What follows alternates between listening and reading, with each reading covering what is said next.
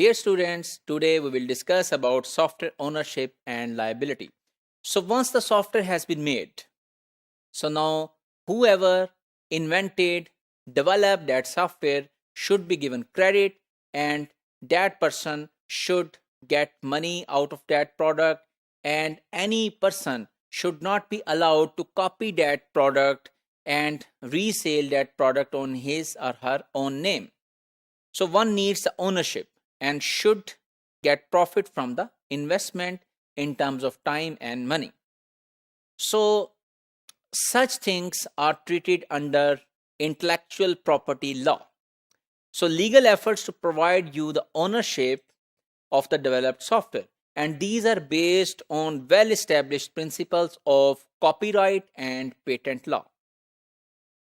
So what is the purpose of copyright or patent law? The purpose is that it allows the developer of a product to release that product to intended parties, the users, wherever he or she consider the audience of that product is available, while protecting his or her ownership rights.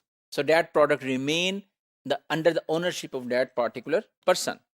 So what is the requirement? Requirement is how you can tell the people that this is your copyrighted material. So there are different things. For example, you need to include the statement in requirement specifications that these requirements have been specified or constructed by the or managed or developed by the by that person. So you need to put a disclaimer there in the design documents, in the source code, test plans, and in visible places within the final product.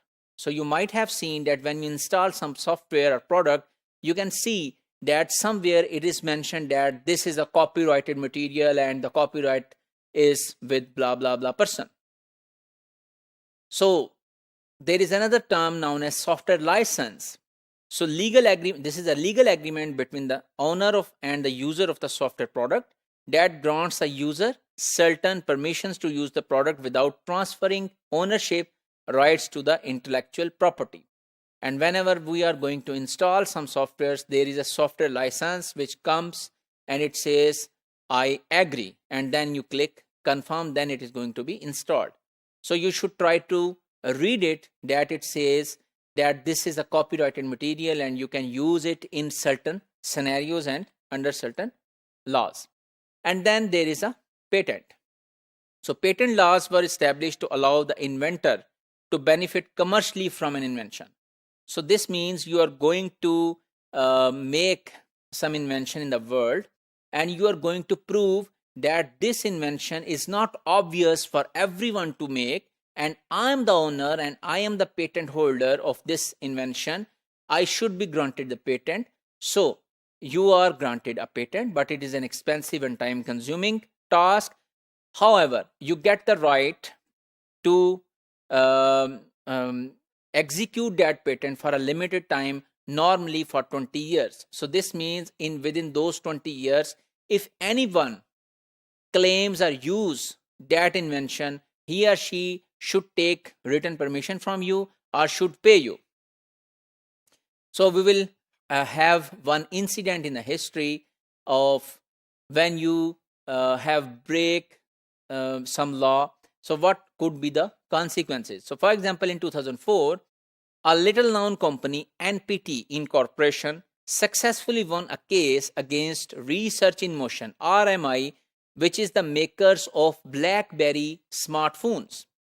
So NPT has won the case, and the case was that the RMI has broken the patent law few key technologies embedded in RMI's email system.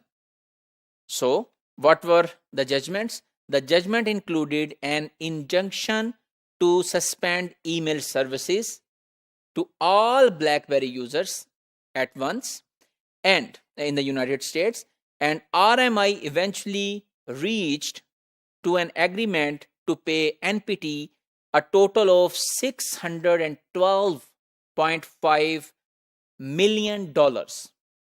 So when they were asked to pay such a huge amount, so they have to avert to a shutdown.